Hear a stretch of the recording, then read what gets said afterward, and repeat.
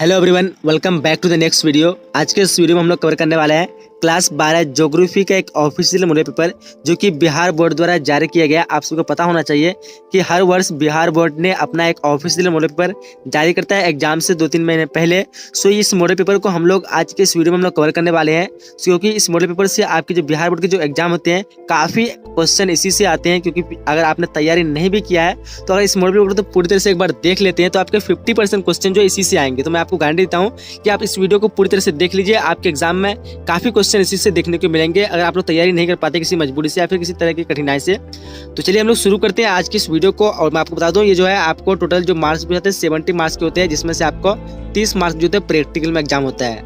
और इसका टाइम जो आपको दिया रहेगा 3 घंटा 15 मिनट का टाइम दिया रहेगा। और इसमें जो है आपको टोटल जो है 42 ऑब्जेक्टिव क्वेश्चन पूछाएंगे और इसमें से आपको मात्र 35 ऑब्जेक्टिव क्वेश्चन का उत्तर देना होता है।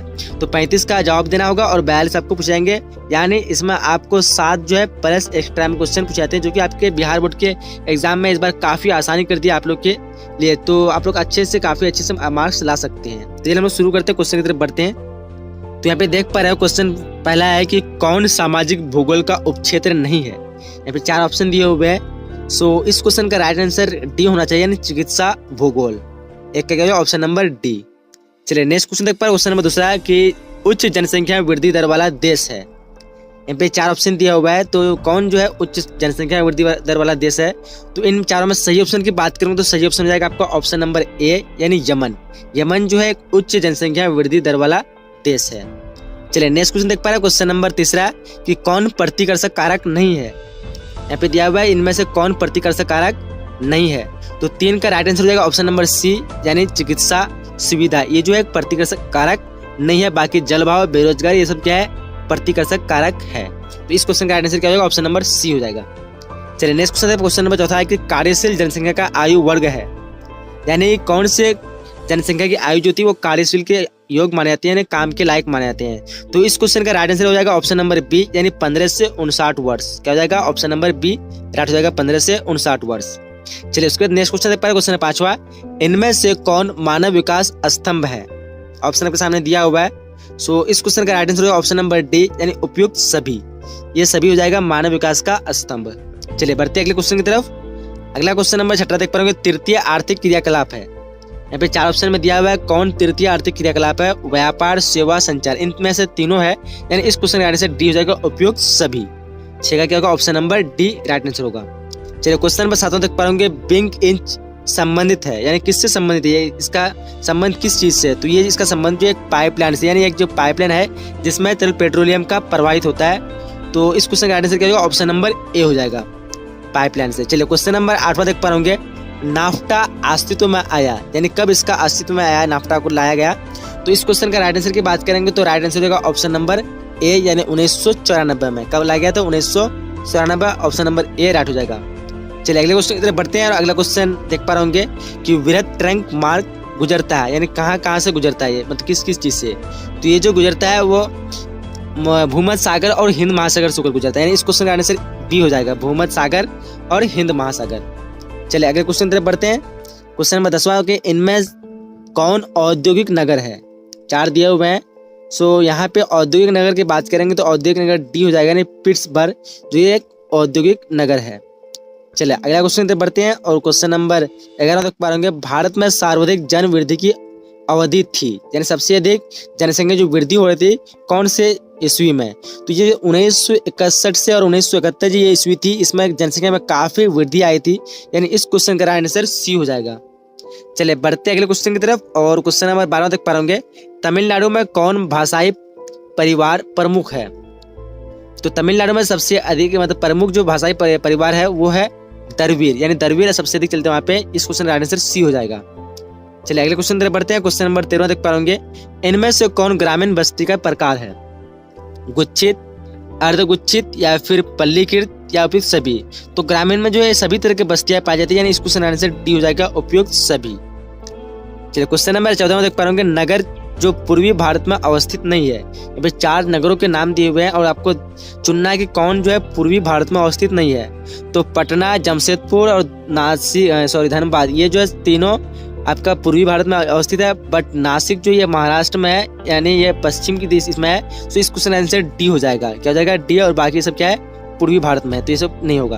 तो ऑप्शन नंबर डी राइट हो जाएगा इस क्वेश्चन का। चलिए अगला क्वेश्चन देख पाए, क्वेश्चन नंबर 15 देख पाएंगे। इनमें कौन एक मध्यकालीन नगर है? तो यहाँ पे राइट आंसर इसका डी होना चाहिए, ऑप्शन नंबर डी हो जाएगा सूरत। सूरत जो एक मध्यकालीन नगर है। चलिए अगला क्वेश्चन नंबर 16 देख पाएंगे। इनमें से कौन उत्तर भारत में रबी की फसल है?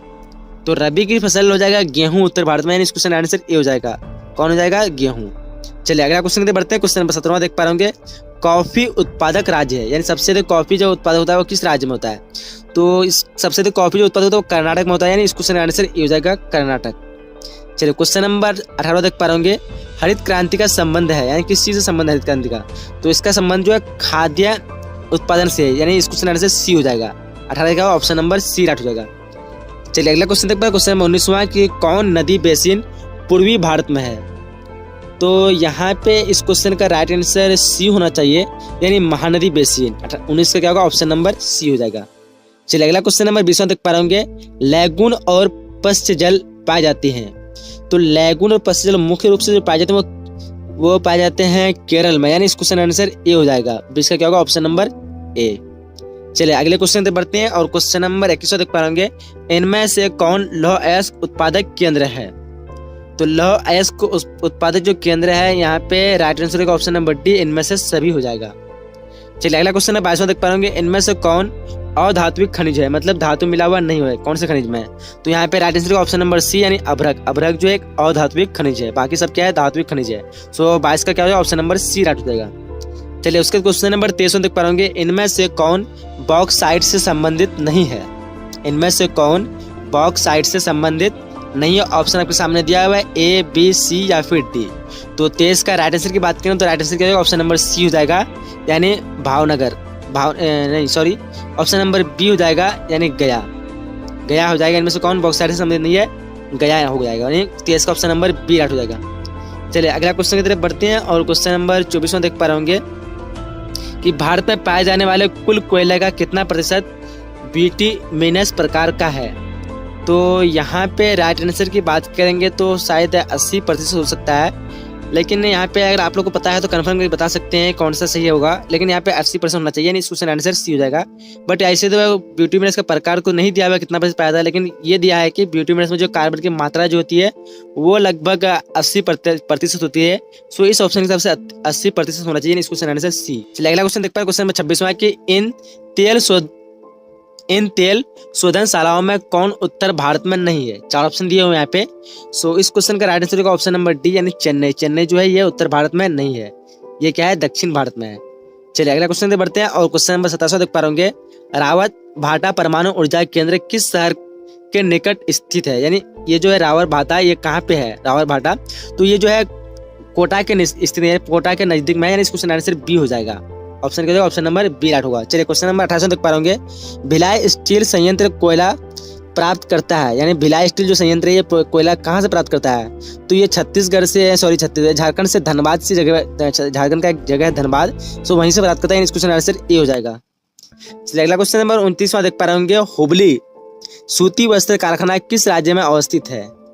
तो ये जो सूती वस्त्र जो कारखाना है हुबली, तो ये है कर्नाटक में, यानी इस क्वेश्चन आंसर क्या हो जाएगा? बी हो जाएगा। क्या हो जाएगा? Option number B. चलिए क्वेश्चन नंबर 30 देख पा रहे होंगे। ओडिशा का सॉफ्टवेयर तकनीक पार्क अवस्थित है। तो ओडिशा का सॉफ्टवेयर तकनीक पार्क भुवनेश्वर में अवस्थित है, यानी इस क्वेश्चन आंसर ए हो जाएगा। तो इसका क्या होगा? ऑप्शन नंबर ए राइट होगा। चलिए क्वेश्चन नंबर 31 देख पा रहे होंगे। भारत में निजीकरण एवं वैश्वीकरण की नीति अपनाई गई, कब अपनाई गई थी? तो इसको अपनाई गई थी 1991 ईस्वी को, यानी इस क्वेश्चन का आंसर सी हो जाएगा। 31 का क्या होगा? Option number C. चलिए बढ़ते हैं नेक्स्ट क्वेश्चन की तरफ। क्वेश्चन नंबर 32 देख पा रहे होंगे। इनमें से कौन औद्योगिक जिला है? तो औद्योगिक जिला की बात करेंगे तो ये हो जाएगा कानपुर जाएगा, यानी इस क्वेश्चन का आंसर सी हो जाना चाहिए, कानपुर। चलिए बढ़ते हैं अगले क्वेश्चन की तरफ। उसके बाद क्वेश्चन नंबर 23 देख पा रहे होंगे। जनसंख्या का घनत्व सर्वाधिक है, तो सबसे अधिक जो है 2011 के अकॉर्डिंग यहाँ पे बिहार हो जाएगा, यानी बिहार का जो है जनसंख्या घनत्व सबसे अधिक है। बट पहले जो था पश्चिम बंगाल का था, तो बिहार का यहाँ पे इस क्वेश्चन का आंसर बी हो जाएगा। चलिए अगला क्वेश्चन बढ़ते हैं। क्वेश्चन नंबर 34 तक पाएंगे। राष्ट्रीय महामार्ग 2 है, यानी कहाँ से कहाँ तक ये लंबाई इसकी है? तो ये चलती है जो है दिल्ली से कोलकाता, यानी इस क्वेश्चन आंसर बी हो जाएगा। क्या हो जाएगा, दिल्ली से कोलकाता। चलिए क्वेश्चन नंबर 35 तक पा रहे होंगे। वर्ष 2001 में सड़कों के सर्वाधिक घनत्व वाला राज्य था। तो 2001 में जो सड़कों में सर्वाधिक था वो था गोवा, यानी इस क्वेश्चन का आंसर डी हो जाएगा। इन चारों ऑप्शन में राइट आंसर क्या होगा, ऑप्शन नंबर डी। चलिए उसके बाद क्वेश्चन नंबर 36 तक पा रहे होंगे। दक्षिण रेल मंडल का मुख्यालय है, कहाँ पे है ये? तो इस क्वेश्चन का राइट आंसर की बात करेंगे तो राइट आंसर हो जाएगा चेन्नई में है। दक्षिण रेल मंडल का मुख्यालय कहाँ है, तो चेन्नई में। बढ़ते अगले क्वेश्चन की तरफ। क्वेश्चन नंबर 37 तक पा रहे होंगे। भारत में प्रमुख पत्तनों की संख्या कितनी है? तो भारत में प्रमुख पत्तनों की संख्या इस ऑप्शन के अकॉर्डिंग बी होना चाहिए, option number B 12, but total अभी करेंटली की बात करें तो 13 है, लेकिन यहाँ पे 13 नहीं दिया हुआ है, तो 12 दिया हुआ, तो ऑप्शन नंबर बी इस क्वेश्चन का राइट आंसर होगा। चलिए क्वेश्चन नंबर 38 तक पा रहे होंगे। भारत में वायु परिवहन की शुरुआत कब हुई थी? तो भारत में जो वायु परिवहन की शुरुआत हुई थी वो हुई थी 1911 ईस्वी को, यानी इस क्वेश्चन का आंसर बी हो जाएगा। क्या हो जाएगा, 1911। चलिए उसके क्वेश्चन में 39 तक पाएंगे। ऑल इंडिया रेडियो अस्तित्व में आया, कब ये अस्तित्व में आया? तो ये आया था 1936 को, यानी इस क्वेश्चन का आंसर बी हो जाएगा, 1936। क्वेश्चन नंबर 40 तक पाएंगे। कोलकाता पत्तन किस नदी पर अवस्थित है? तो कोलकाता पत्तन जो हुगली नदी पर अवस्थित है, यानी इस क्वेश्चन का आंसर बी हो जाएगा। क्या हो जाएगा, ऑप्शन नंबर बी। अगला क्वेश्चन नंबर 41 तक पाएंगे। भारत का विशालतम कंटेनर पत्तन है। तो भारत का विशालतम कंटेनर पत्तन जो है वो कंडाला है, यानी इस क्वेश्चन का आंसर ए हो जाएगा। एक तरह से क्या होगा, ऑप्शन नंबर ए, कंडाला। बढ़ते अगले क्वेश्चन की तरफ। और क्वेश्चन नंबर 42 तक पाएंगे। इनमें से कौन पर्यटन नगर नहीं है? तो पर्यटन नगर यानी घूमने के जो आते हैं बाहर से देश से, तो यहाँ पे राइट आंसर शायद डी होना चाहिए, ना अंकलेश्वर, बाकी ये सब शायद पर्यटन नगर है। तो आप लोग अगर पता है कन्फर्म तो कोई चीज़ बता सकते हैं, लेकिन यहाँ पे इसका आंसर डी होना चाहिए। तो 42 का ऑप्शन नंबर डी हो जाएगा। तो यहाँ पे हम लोग 42 ऑब्जेक्ट क्वेश्चन को कंप्लीट कर चुके हैं। अब देख लेते सब्जेक्ट क्वेश्चन की सब्जेक्ट क्वेश्चन आप लोगों को कौन सा पूछा जाएगा। तो सब्जेक्ट क्वेश्चन भी काफ़ी इंपॉर्टेंट यहाँ पे दिया हुआ है, आप लोग इसको बढ़िया से कॉपी से कहीं से भी उतार लीजिए। अगर आप लोग चाहिए उसका नोट तो आप लोग कमेंट कीजिएगा, मैं इसका सब्जेक्ट का भी आंसर बता सकता हूँ अगर आप लोग डिमांड करते हैं। तो वीडियो को लाइक कीजिए, अधिक से अधिक शेयर कीजिए, मैं बना दूंगा सब्जेक्ट का भी वीडियो। तो देखिए यहाँ पे क्वेश्चन देख पा रहे होंगे, इसमें सब्जेक्ट बता दूंगा आप लोग को। सब्जेक्ट में जो 1 से लेकर 18 तक पूछाएंगे, कितने पूछाएंगे, 1 से 18, और जिसमें आपको टोटल जो है मात्र 10 का ही उत्तर देना है। 1 से 18 पूछाएंगे, केवल आपको कितना का 10 का देना है, और जो प्रत्येक क्वेश्चन है वो 2 मार्क्स का रहेगा। ठीक है, तो चलिए क्वेश्चन देख लेते हैं हम लोग। राजनीति भूगोल के 2 उपक्षेत्रों के नाम लिखिए। ये क्वेश्चन है, राजनीति जो भूगोल है उसका 2 उपक्षेत्रों के नाम लिखने बोलता है। चलिए अगले क्वेश्चन की तरफ बढ़ते हैं। अगला क्वेश्चन है कि जनसंख्या के घनत्व से आप क्या समझते हैं। फिर क्वेश्चन है कि मानव विकास के 4 स्तंभों का उल्लेख कीजिए। अगला चौथा क्वेश्चन है कि निर्वाह कृषि क्या है। फिर अगला उसके क्वेश्चन है कि ओरिएंट एक्सप्रेस द्वारा जुड़े 2 नगरों के नाम लिखिए, यानी 2 नगर का नाम लिखना है जो ओरिएंट एक्सप्रेस से जुड़ा हुआ है। फिर क्वेश्चन है कि विश्व व्यापार संगठन के आधारभूत कार्य क्या है। WTO जो बनाया गया था वो, उसका जो क्या मुख्य आधारभूत कार्य है, किस कारण से बनाया गया था, उसके बारे में लिखना है। फिर क्वेश्चन 7वां है कि संस्कृत नगर के 4 उदाहरण दीजिए, यानी किसको संस्कृत नगर कहते हैं, तो उसके 4 संस्कृत नगर का उदाहरण देना है, किस किस को कह सकते हैं। चलिए क्वेश्चन नंबर 8वां है कि स्थान और अवस्थिति के बीच अंतर स्पष्ट कीजिए। फिर क्वेश्चन है कि जन प्रवास के पर्यावरणीय परिणाम का व्याख्या करें। क्वेश्चन नंबर 10वां है कि पूर्वी भारत के 4 महानगरों के नाम लिखिए। और फिर क्वेश्चन है कि शुष्क कृषि क्या है, उसके बारे में डिफिनेशन देना थोड़ा। फिर क्वेश्चन है कि कर्क रेखा के उत्तर स्थित भारत की किन्हीं 2 नदी बेसिन के नाम लिखिए, यानी कर्क रेखा जो है उसके उत्तर तरफ जो 2 नदियां उसके नाम लिखना है। चलिए क्वेश्चन नंबर 13 देख पा रहे उसके बाद है 13 नंबर की अपरंपरागत ऊर्जा के स्रोत का उल्लेख कीजिए, किसको कहते हैं अपरंपरागत ऊर्जा का स्रोत। फिर क्वेश्चन नंबर 14 की पेट्रो रसायन उद्योग क्या है। उसके बाद क्वेश्चन नंबर 15 है कि पश्चिम भारत के 2 औद्योगिक प्रदेशों के नाम लिखिए। फिर क्वेश्चन है कि प्रथम पंचवर्षीय योजना की अवधि क्या थी, कब से कब थी, उसके बारे में लिखना है। क्वेश्चन नंबर 17 है कि मुक्त आकाश नीति से के क्या लाभ है। और क्वेश्चन नंबर 18 है कि संचार के 4 माध्यमों का उल्लेख कीजिए। तो यहाँ तक 2 मार्क्स वाले क्वेश्चन समाप्त होते हैं। फिर आपको पूछाएगा 5 मार्क्स के क्वेश्चन, और जहाँ पे आपको टोटल जो है 19 से 24 तक, यानी आपको 6 क्वेश्चन पूछाएंगे, और जिसमें से केवल 3 क्वेश्चन का ही उत्तर देना होगा, 6 में से 3 का। चलिए तो देख लेते क्वेश्चन क्या क्या क्वेश्चन है। आगे में क्वेश्चन है कि निश्चयवाद एवं संभाववाद की अवधारणा की विवेचना कीजिए। ठीक है, फिर क्वेश्चन है कि डेयरी कृषि का वर्णन करें, किसको कहते हैं डेयरी कृषि। फिर क्वेश्चन है कि भारत में चीनी उद्योग के वितरण की व्याख्या कीजिए। अगला क्वेश्चन है कि अंतर्राष्ट्रीय व्यापार में पनामा नहर की महत्वता की विवेचना कीजिए। फिर क्वेश्चन है कि भारत में पेट्रोलियम के उत्पादन एवं वितरण का विवरण कीजिए। अगला क्वेश्चन के भारत का मानचित्र बनाया जाता है, इस पर स्वर्णीय चतुर्भुज महामार्गों को प्रदर्शित कीजिए। सो यहाँ पे जो है हम लोग सब्जेक्टिव क्वेश्चन को देख चुके हैं। कौन से सब्जेक्टिव क्वेश्चन आपको आ सकते हैं, आप लोग इसका नोट बना सकते हैं।